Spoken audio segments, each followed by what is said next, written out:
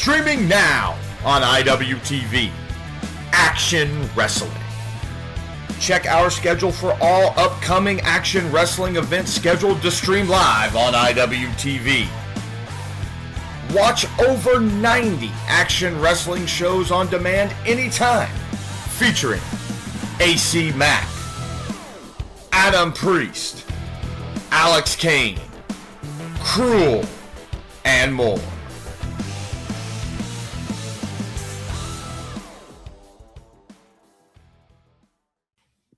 Hello and welcome to the latest Business of the Business podcast. I'm your co-host, JP John Poz from the Two-Man Power Trip. Of course, joining me, the doctor himself, Mr. Lavie Margolin. Lavie, how you doing today, sir?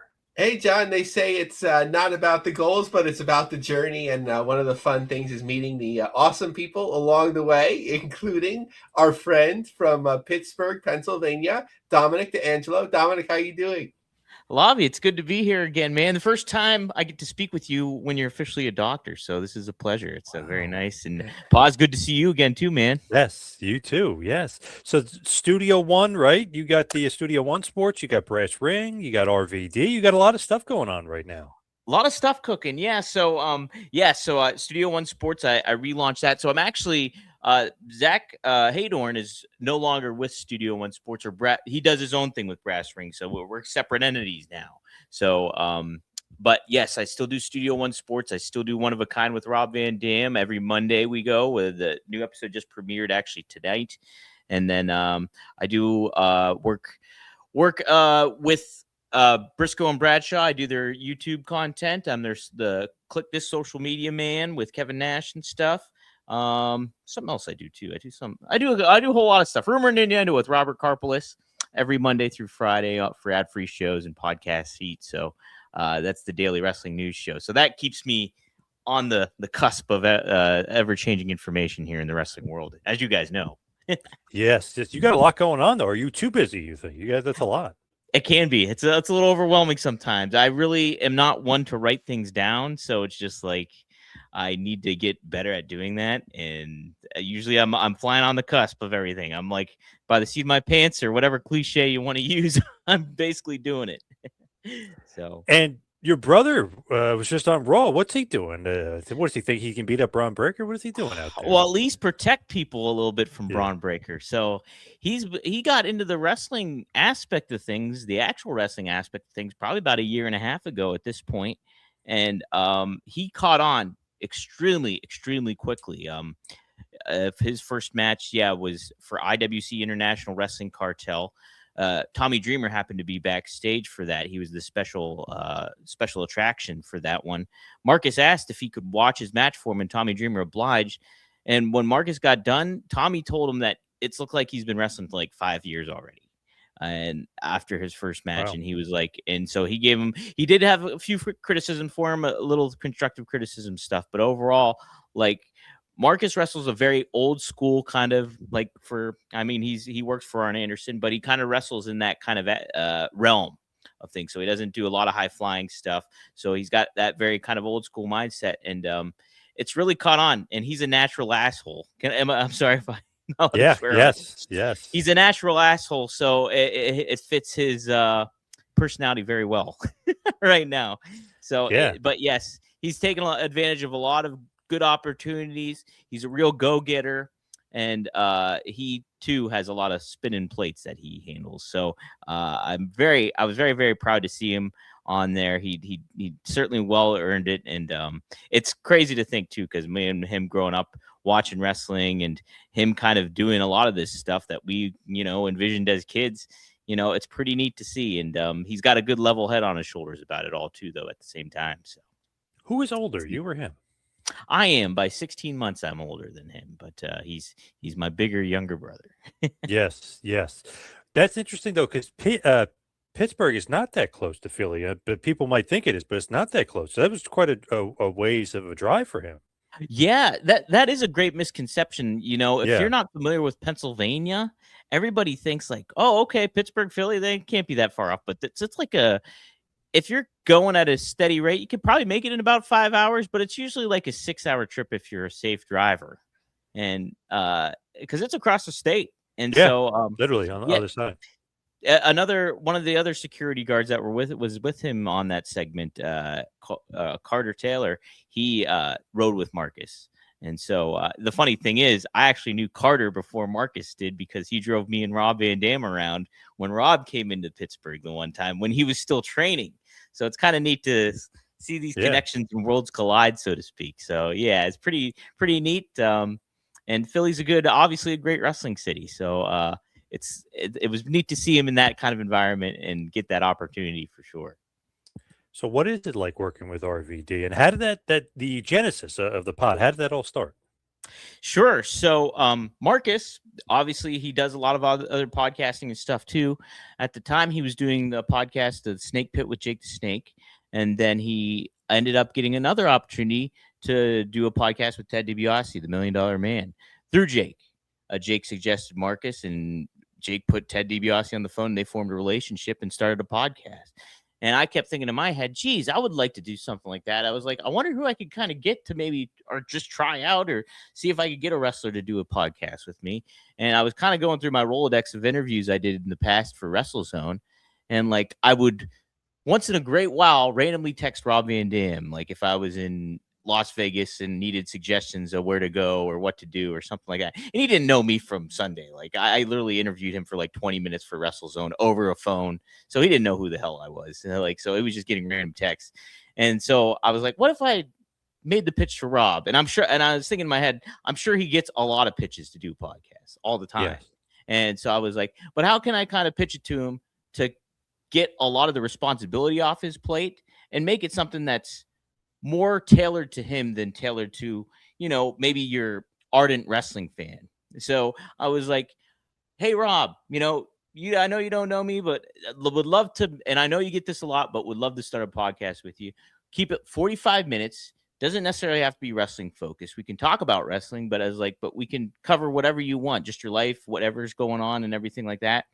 And he was willing to listen to it. So we had a phone conversation. I made the pitch to him, and we started doing it in May of 2023. So it's been going on for, coming up on what would it be? 3 years. Holy smokes, 3 years now. So that's kind of how it went. And Rob's a really cool dude. And it's neat to get his different perspective. It like thinking not even just from a wrestling perspective, but a life perspective.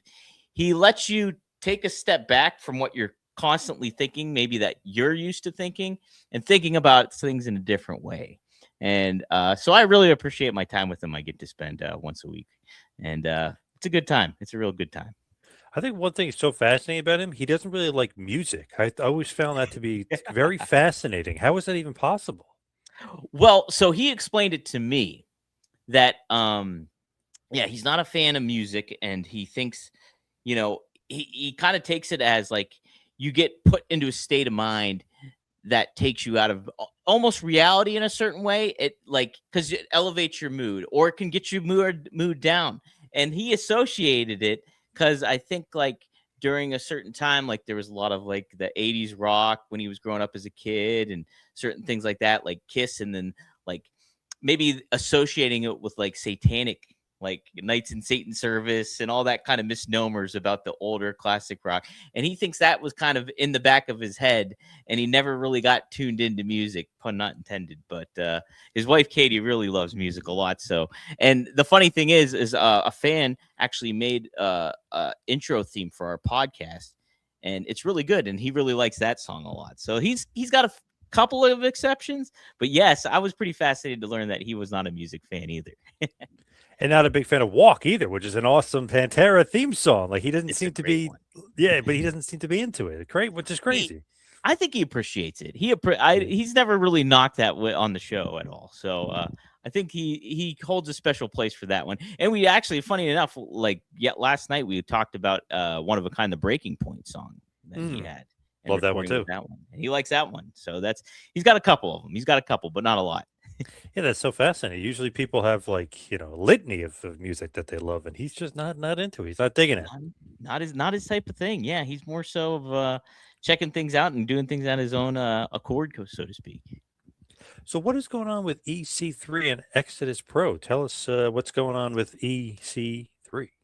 Yeah, so it's pretty neat. Him and Marcus formed. I interviewed EC3 a couple of times before Marcus connected with him, but Marcus ended up I don't know how they became friends and associated with one another, but Marcus and him formed a relationship, and Marcus started making the trips over to Cleveland to kind of work with EC3, do a little, like, I think some training seminars and maybe a little bit of promo work or something like that.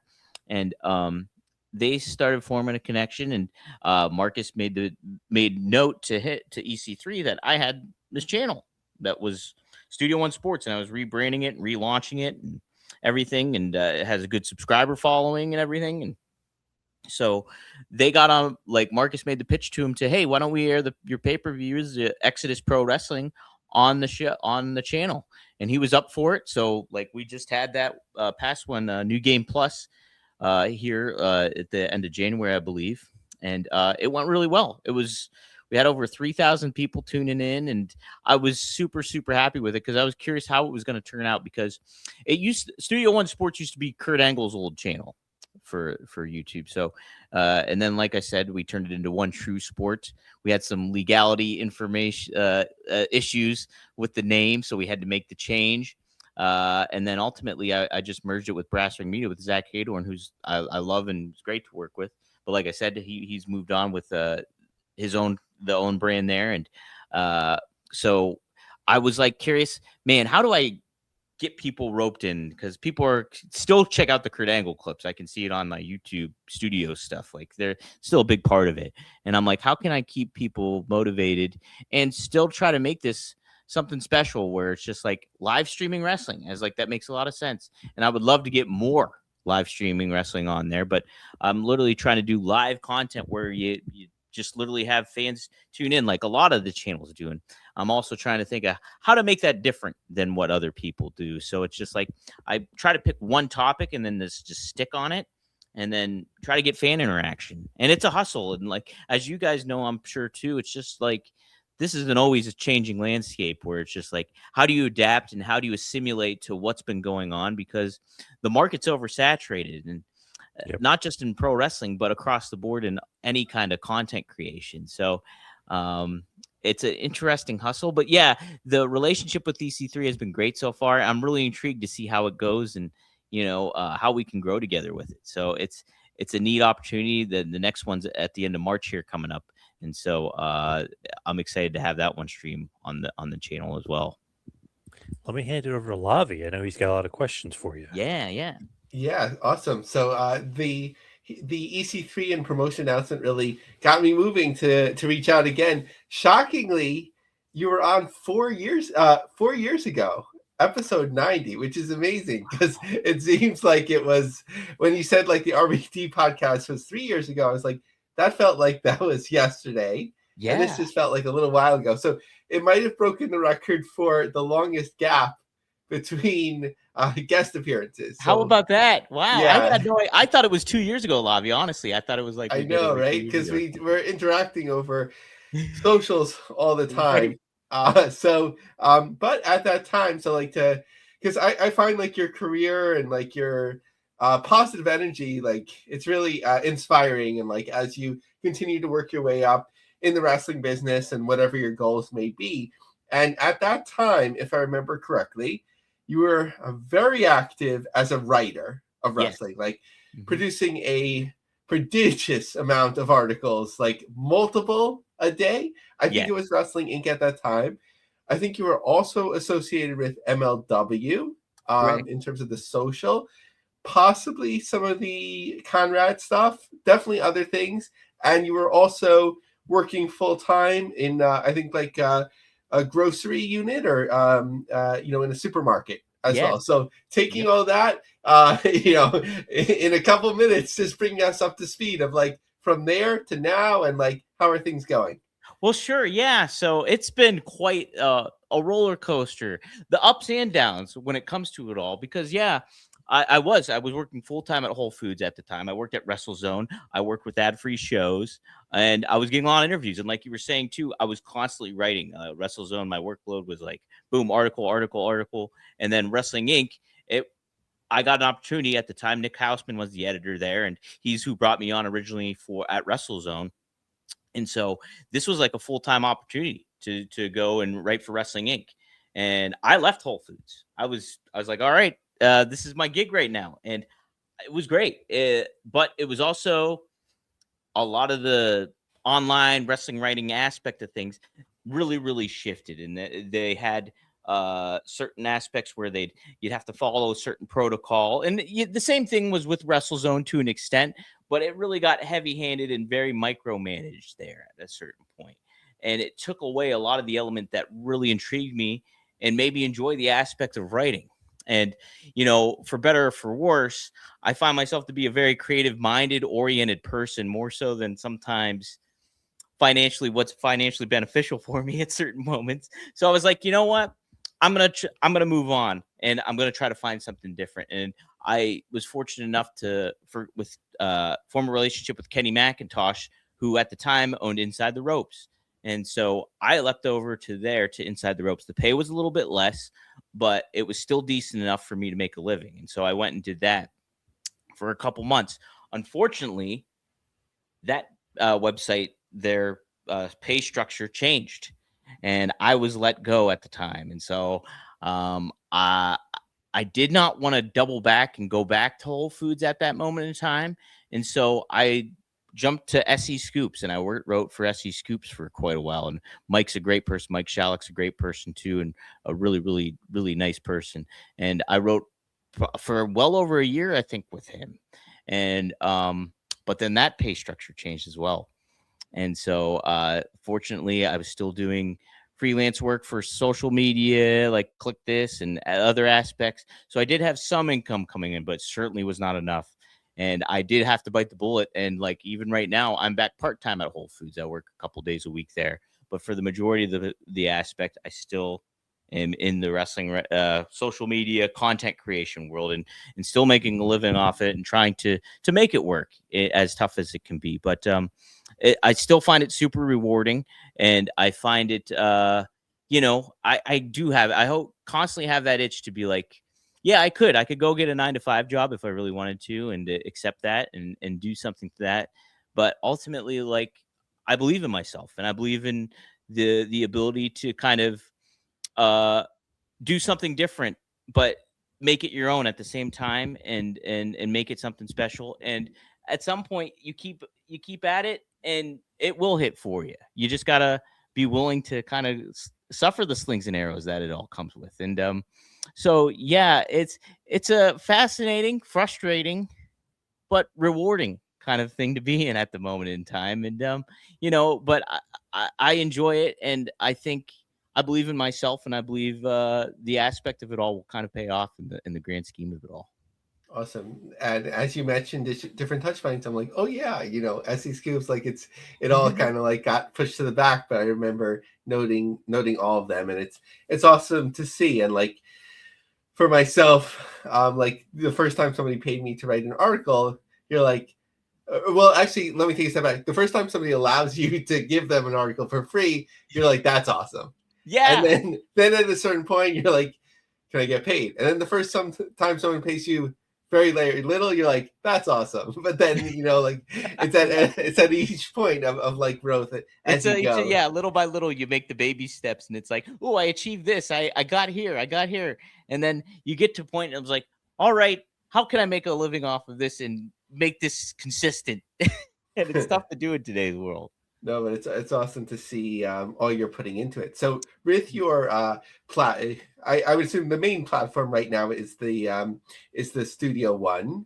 Mm-hmm. So like, what are your goals for it? Like, what do you want it to be like in a year and then 3 years?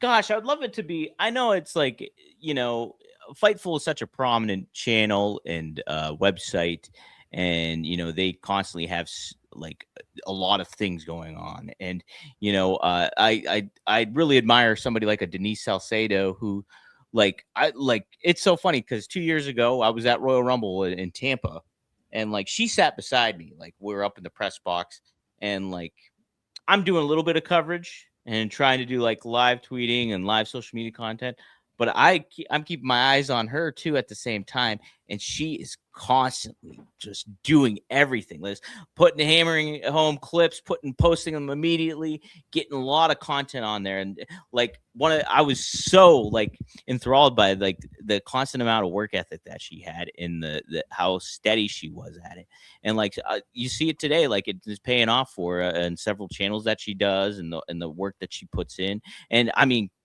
to be a woman in this landscape, and like kind of, you know, navigating those waters that can be really, really difficult for somebody like that, like, you know, in that realm with wrestling fans, or, you know, any kind of fans in a lot of ways.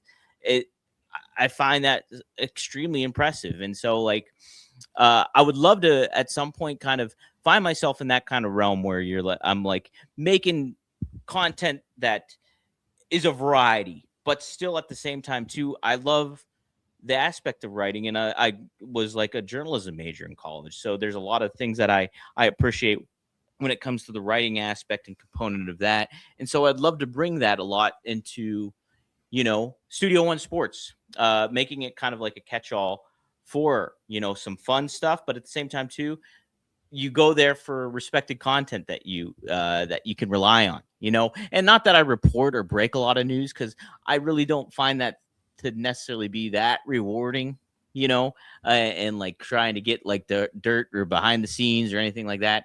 You know, other people can do it, but I think a discussion and analysis in a professional manner, or if I do interviews, like to do that, I would love to kind of incorporate more interviews and have, because that's something I did miss. I did a lot of interviews at WrestleZone, and once I left WrestleZone, I didn't do as much as that. And so I'd love to get back into that realm too.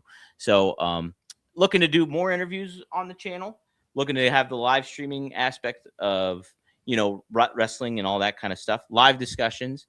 And then on top of it too, like I would love to just, I've been wanting to do, and I used to do it for a little bit at WrestleZone, was a show called The Hot Tag, which was around the horn, but with pro wrestling journalists instead, or pro wrestling personalities.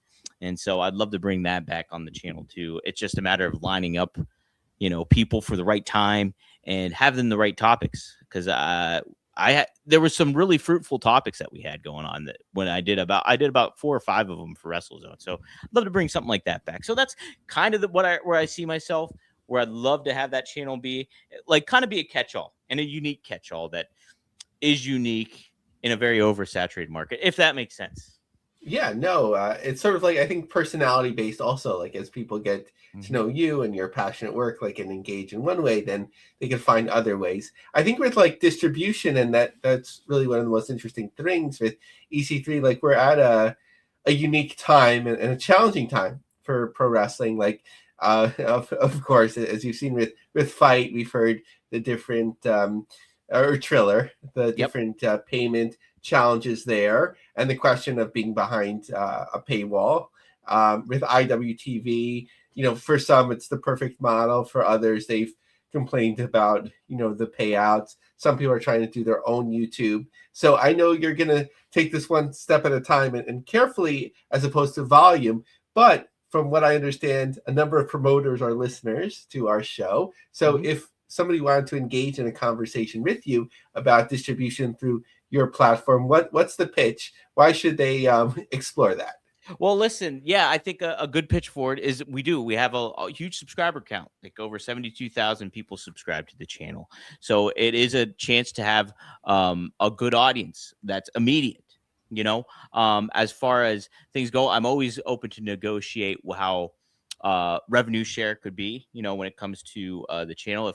If you believe in your product and you think it's good and like it's quality stuff, I'm more than willing to like give the benefit of the doubt to the person wanting to stream their content on here. So I'm open for discussion on that. As far as everything else goes, you know, I part of my skill set is social media work. So if it's kind of like scratch my back, I'll scratch yours kind of aspect, where it's like I'll be more than happy to promote your product on my social media channels that, you know, has a pretty broad reach in a lot of ways. And so it's a good relationship kind of thing, where it's just, how can we coexist? How can we collaborate? Because yes, making the money aspect of it is very difficult, and it's frustrating for payouts and everything like that. Like, it's difficult to capture that audience now where everything is attainable to anybody. Like, I could go watch HBO Max right now, and it doesn't have to be AEW, but that could capture my attention. So how are you gonna whittle in and channel in and hone in on something? So I do think, I offer a big platform, an opportunity for a lot of promotions that maybe do want to get involved, try a different route just to get some eyes on their product. And, it's a balance. It's a wild kind of dance that everybody's doing right now. And we're all trying to find our positions. So I don't know if that's a great pitch, but that's my pitch. Hey, it sounds good. And from talking about worldwide distribution to local, it wasn't too many episodes ago that we had Trapper Tom on the podcast. Mm-hmm. We were trying to get him. Well, it was me. I was saying maybe you could cut a promo on Dominic, but he was very very professional. He wasn't looking to go that route, but he said he has enjoyed meeting you and interacting with you on the scene. You know what? It's so funny because before I got into the wrestling journalism world, quote unquote, I mean, I did do a couple articles for PW Torch and Wade Keller way back when, but I was not in that realm. I was just a fan. All my buddies, we would go to KSWA in Pittsburgh here. They were in Lawrenceville at the Teamster Temple. And this is such a funny story, but Trapper Tom was there, and he was good. Yeah, he was the announcer guy. I was like, that guy's got a really good voice for an announcer. And I did not know Trapper from anybody. I didn't know anybody, but like, it was a fan fest. And fan fest, they had Ricky the Dragon Steamboat there. They had Bill Apter there, and Shane Douglas was there as well. There was also Jello shots and a lot of PBRs, and I had a lot of them. And I got blackout drunk. I do remember a lot of stuff. I got my picture with Ricky Steamboat. And I do remember annoying Bill Apter at the time, but KSWA was a blast back then. And that was like 10 years ago. And so, yeah, it's a shame. They just ended. I'm sure that's kind of probably why you had them on, right? Yeah. Was because they just ended the company. And what a fun promotion that was. Some really neat venues that they played at, too, here in the Pittsburgh area. So it's a shame that they're gone.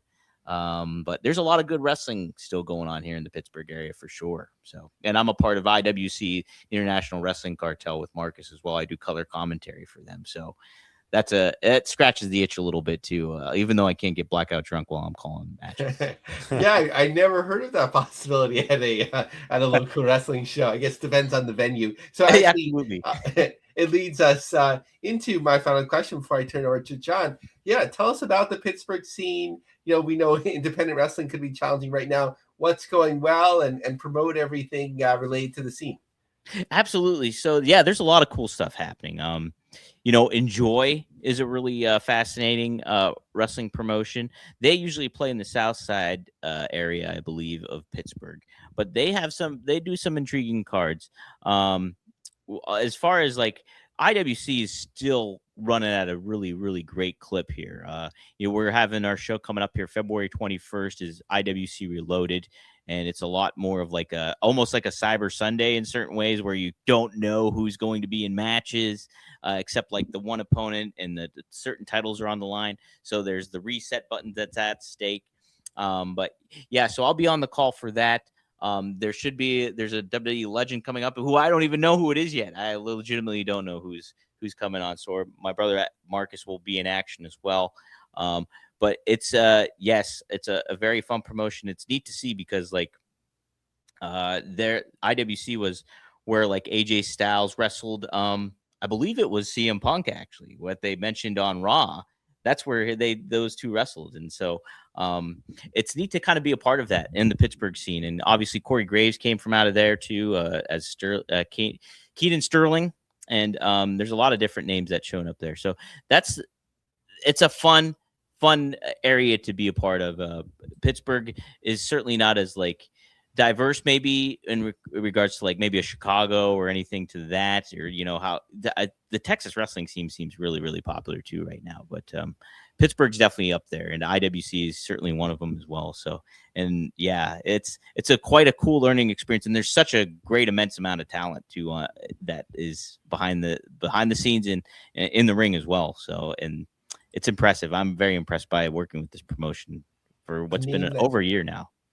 A name that always stood out to me from the Aftermaths was Tarantula, and he would be on Tarantula.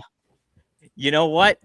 I was a huge fan of Tarantula. Like when I first moved to Pittsburgh, KSWA, he was like their big guy that came out, and he came out like in the biker vest, and like he's a huge presence, and it was just like he was all charisma. Like it was just like he was this badass biker guy that would just beat the crap out of the guy in the ring. That's all you really needed. And it was so funny because he started doing, my buddy Lee at the time, he had nachos with him, and he handed, I think he gave Tarantula the nachos, and Tarantula smashed his opponent with the nachos, and my buddy Lee started chanting Nacho City because the Suplex City was hot at the time. And so Nacho City caught on with all the crowd, and it became part of Tarantula's act. And moving forward was Nacho City. So I'm a huge fan of Tarantula. Yeah. And it's crazy too to look back because he would wrestle in ECW and WCW, and he would wrestle Mick Foley and all that kind of stuff. So I think he's like a mayor of Munhall or something right now. I don't know, but you sound like a fun guy to go to a show with, more than I imagined. So maybe. Oh yeah, I have a good time. I can't really do that too often when I'm going to like WWE events or AEW events. Your credentials taken away. Yeah, I got to keep more of a professional decorum when I'm there, and that's something I really do take a lot of pride in. From, and I've kind of loosened my tie on certain things when it comes to that, because I grew up in that was taught how to be a professional when you're covering something or you're doing something. Like you don't wear, if you're going to a Steeler game and your Steelers beat writer, you're not wearing a Steelers jersey. And I do see that a lot at wrestling shows. A lot of fans are wearing, or writers or journalists, whatever you want to call, wearing wrestling shirts, or kind of cheering when they're not supposed to be cheering, or and then you get the dumb questions sometimes at the scrums, and I'm just like, what the F? Like, come on, let's have a little bit of something. But at the same time too, I kind of realize the landscape's changing, and content creators are more in this aspect, and you can't really expect this coming from a pro wrestling realm a lot of the time. So it's a little bit of an adjustment, and I'm trying to find the in-between of it all at this time, kind of accepting, yeah, I can keep a certain way of how I handle things, but I can also understand why other people do it a different way too. So it's a tightrope walk a little bit, Lavie, I think. So what is next for you, and where could everybody find you as far as seeing what's next for you? Sure. Yes. Studio1Sports.com. Actually, after I'm done recording with you guys, I'm going to go live at 10 p.m. on Studio1Sports.com, as this was being recorded on, what is today? Tuesday. And so I'm going live to discuss the CM Punk and Roman Reigns situation and what I think about it and why it's a WrestleMania money match. And so that's where you can find me there. Go to rvdtv.com and you can check out my show with Rob Van Dam. A lot of good clips on there. I created a new Grand Theft Auto Vice City aesthetic for the whole brand of it all. So I kind of changed up the brand and try to make it neat and creative in that way. So you guys can go and check that out at rvdtv.com. Also, go to Rumor and Innuendo. Type in Podcast Heat Wrestling on YouTube and subscribe to that channel. And me and Robert Karplos, a former WWE writer, he's known as WWE Creative_ish on X. So we do a daily wrestling show Monday through Friday at noon, every noon Eastern Standard Time. So that's where you can find me at. And IWC Reloaded, I'll be on color commentary there with probably Nick Lindell, my nemesis right now. Hope I can get along with him okay enough, but that'll be February 21st. You can catch that, I believe, on Fight still, and then IWCnetwork.com too. So check that out. And I think that's all I can really plug. I got a lot of stuff going on, but that's the main stuff.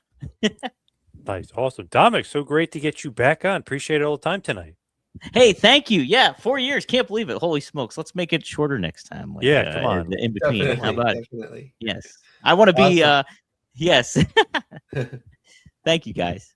Awesome. Thanks, Dominic. We'll have to pick it back up. We'll go for Brett Lauderdale's record and keep going from there. Yeah. Let's do it. Let's make it happen, guys. Thank you. Okay. Take care. Thank you, Dominic. Bye. Thank you. Lavie, let's talk a little bit about the news here. What is going on with GCW, and what is going on with my longtime close personal friend, the Sandman? Yeah, so spring break, right? The collective, there's always got to be a hook. And last year was Sabu's retirement at spring break, and kind of obviously a lot of attention. You know, Unfortunately, very tragically, he passed away not too long after, and it sort of got tied into it. And there were some rumors of what went on and in what condition he was to perform and so on. So a little bit challenging, I would say, John, to come back a year later with another ECW wrestler's retirement.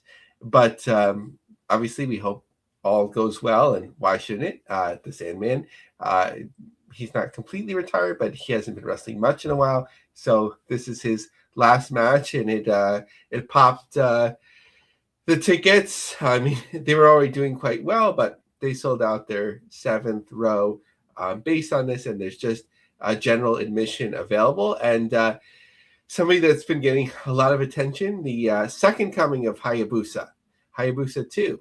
And what's pretty awesome to see is how much he's been accepted in Japan and really worldwide, like sort of like for embodying the spirit of the great Hayabusa. So, John, how much does all this intrigue you, and did it increase your interest in the spring break show? Yes, and I do like Hayabusa too. And I don't know if people are aware of this, but that always happens in Japan. You get a million, 6 different tiger masks like that. The new black tiger. I mean, you always get that, and it's not a ripoff. It's like an honor. It's like you're passing the tradition on. So the Hayabusa 2, and I saw some people online going, "He's been dead for years." That's why it's called Hayabusa 2. He's not the original Hayabusa, obviously. And then the guy's like, "Okay, I'm gonna have to delete this," and I went back and checked, and the guy did delete a stupid post. So I'm glad to see that. But I like the Sandman thing. That's kind of cool that he's doing his last match with them. Albeit, I know you're talking about the Sabu thing, but I am more interested now for sure. Yeah, and once they get past this one, then you could keep that brand going. It was just obviously a challenging start, but then people had questions. If they're coming to the ECW arena, why not save it for that? But I think it's just a really smart move overall. May 2nd. I had the quote, or actually I had the coverage speaking 4 years ago when we interviewed Brett for one of the first times about him running ECW arena at that time. So Lauderdale was clear that it's not due to an oversaturated wrestling market in the area. He doesn't feel an urgency to go to Philadelphia, as it was being served by Atlantic City and New York, and he could schedule a show in Philadelphia fairly easy if the market warranted. He felt that 2300 Arena wouldn't be overly special at this time. So, they came up with this, or they're using a great brand name, One Night Only, but and I think this will work here, but they just did a one night only in Berwyn. So how many times, John, can you do one night only? Yeah, that is true. You kind of run out after a while if you keep doing the one night only. But that is kind of just, maybe a long time coming that they're doing the arena. Yeah, I think this casino on the outskirts of Philadelphia, officially a different city, I think, but basically Philadelphia. No one makes a distinction, according to Brett. It didn't seem like it was ever much of more than a few rows sold. And here you have ECW Arena. And whenever people argue, ECW is, to many, like the embodiment, in a way, of ECW. So I think you'll definitely get the attention here. The challenge is that, in looking at GCW's advanced ticket sales and recent sales, at least as far as we can surmise from Eventbrite and so on, they're pretty slow, and they keep needing special events. So you'll have the collective, well, maybe not next year because of Saudi Arabia, but you'll have that if you do something special event. Then you have this brand now one night only, but it's challenging. I think they need something where it's more consistent draws. And that's easier said than done. But a couple of markets they have coming up that, are struggling more than they have been, because they've been some of their best markets. is Los Angeles, and Rochester, New York. Upstate, both of those, Los Angeles are much longer, but Rochester, in terms of the shows that they've run, have been very solid, and they look pretty slow right now. So just looking at the dates on the map, so they have the Jersey J Cup coming up with JCW in LA on February 14th, Mesa, Arizona on the 15th, Louisville, Kentucky on March 6th. So that's like a blood-centric show. March 7th and 8th in Columbus and Chicago. Back to Atlantic City. It's been a while since they've done a double shot there. March 14th and 15th. And then the Collective, and then what's announced after that thus far is the one night only, of course, at the 2300 Arena. What is Adrenaline Plus Sunday Night Slam? What is this? What is going on here? So Adrenaline Plus is a upstart, fast channel. And they're actually taking a unique approach because they have, I'm not sure if they're the same owners or it's just they have a really good relationship with them. They work with Thunder Studios. And if you go to Adrenaline Plus's website, like they'll be like, we're having a Muay Thai live special, we're having a boxing special, whatever it may be, kickboxing, whatever. So they're working with Dave Marquez and United Wrestling Network to have a monthly wrestling special called Sunday Night Slam. So I think of anything for the fast channels rather than, older content that everyone seems to have, or like very small independents, depending on the talent that they book. And we know it'll be a professional production. It seems like a smart way to get attention, for everybody. And, things are always moving around in terms of platforms. So that is Sunday Night Slam. So looking forward to additional information about that when it comes out. Now, you wanted to talk about Texas, of all places. What the heck is going on in Texas? Yeah, so a really interesting article by Jamie Lozano Carver for the Texas Tribune called Texas's Long Love Affair with Wrestling Could Be Getting Serious. So just some snippets here.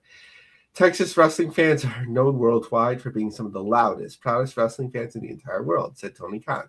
From the prairies of the Texas Panhandle down to the Rio Grande Valley, wrestling has a storied legacy here that goes back a century. In 1933, the legislature made the promotion and conducting of combat and wrestling matches legal. What followed was the creation of wrestling history, particularly in West Texas, as Western State Sports, also known as Amarillo Wrestling, promoted events across the region. And just like other sports, Texas fans have shown an appetite for the mayhem that wrestling brings. Last summer, AEW hosted All in Texas, which proved to be the promotion's most attended show in North America, with 2.5 million tickets sold. The Wrestling Observer had 725,000 in merchandise, sold the most for a non-WWE show in U.S. history. As the sport prospers in Texas, which is known for courting profitable industries, investments from the state could be the next step for the industry's growth. In 2025, the legislature invested $1.5 billion in the film industry. Could the state make a similar investment in wrestling and its untapped potential? Last year, the state had a hand in providing funds to put AEW All in Texas. According to WrestleNomics, Arlington applied for state funding for the event, which qualified for public reimbursement dollars through the Texas Event Trust Fund program. This program assists communities with paying costs to prepare and conduct an event by depositing projected gains in local and state taxes generated from the event to a specific trust fund to cover qualified expenses. Around $1 million was approved, though Arlington City Manager Trey Yelverton confirmed to the outlet that the amount AEW would receive would be reduced. Along with the entertainment revenue, then they referred to a special ceremony for Eddie Guerrero and so on. So really a nice, deep article that we suggest you check out. What about Boca Raton Championship Wrestling. I don't know if we've ever talked about BRCW on the show before, have we? Yeah, John, it's kind of a unique thing. Have you seen any of the clips of what they do down there? Oh yeah, I've seen a bunch. Yeah. The first time I came across was like Brutus Beefcake, and it was just like it was pretty Yeah. funny and entertaining. So Jason Phillips contributed this article actually from USA Today. I'm a real estate broker. I have about 20 agents under me. He said matter of factly, describing his role at his signature real estate finder, a division of Real Estate International. I started off representing buyers and sellers, but I like to teach and I like the action in people. Maxler's ambitions extend beyond real estate. During the pandemic, when so much life was on pause, he found a novel way to give back to his community, wrestling. I miss going to shows, and I'd become friends with some of the wrestlers. After they were released, I wanted to create a platform to showcase them, something family-friendly and fun. The result was Boca Wrestling, an independent league launched for Championship Wrestling, CCW.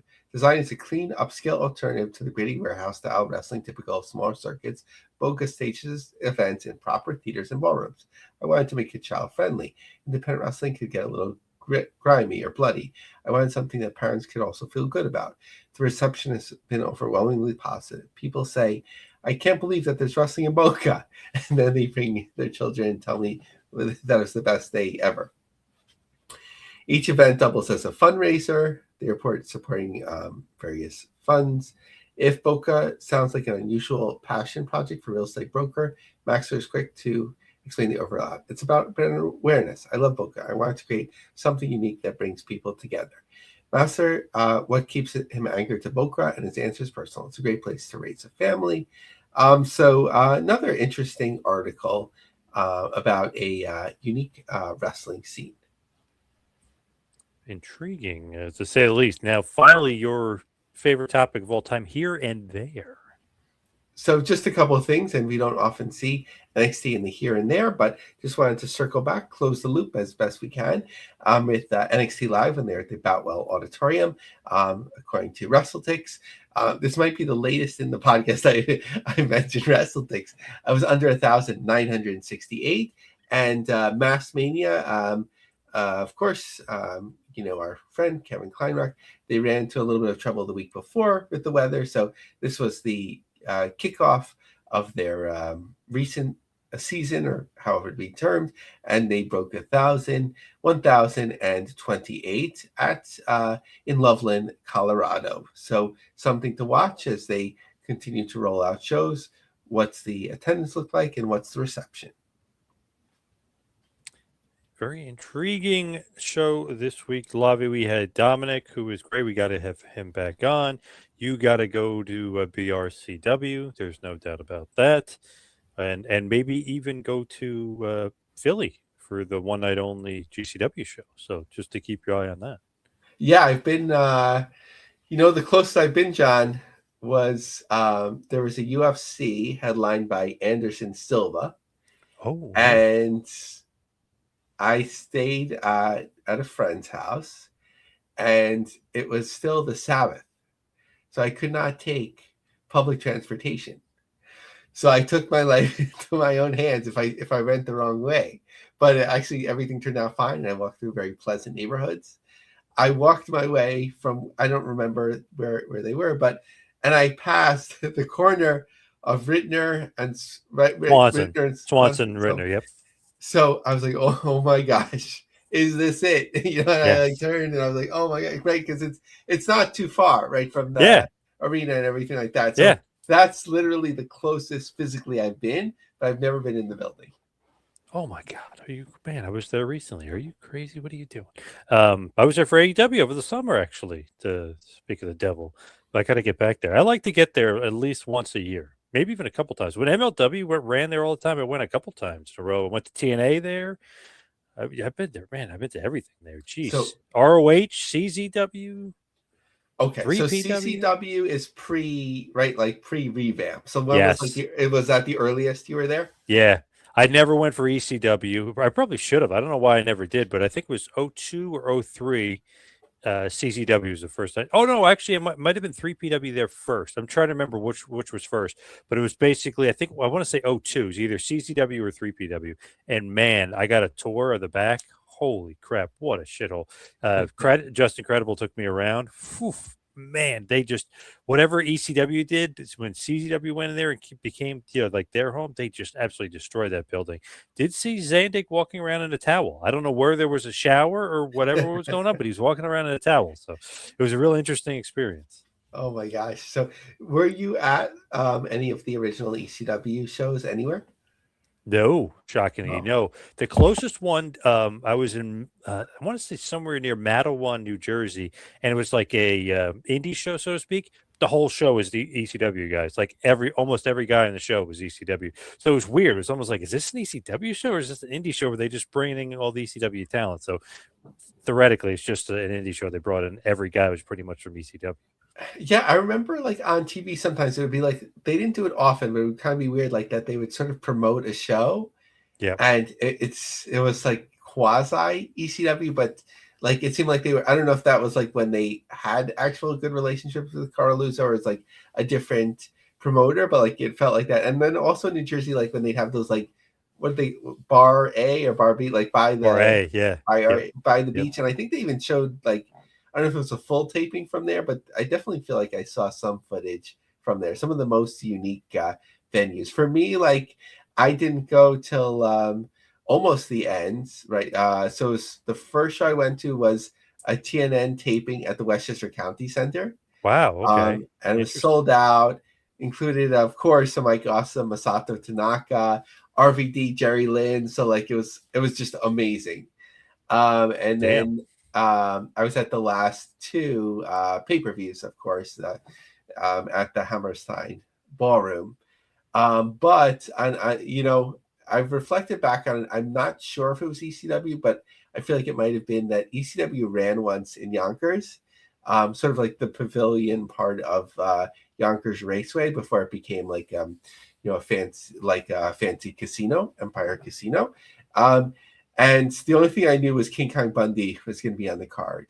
And my father just didn't want to go. And I was too young to go myself. But I just can imagine, like, I going with my dad, like, thinking it's like a regular indie show. It's like a crazy ECW show. So maybe it was better I didn't go. Good call, yeah. I was kind of a more sheltered kid. I didn't take the subway a lot or whatever. So, like, I knew that they were running, like, Lost Battalion Hall, like, even before they'd run the Elks Lodge, but like to me, like getting on the subway from the Bronx through Manhattan into Queens, like it was like a whole nother world. Yeah, that sounds like a hell of a trip. Too much of a hell of a trip.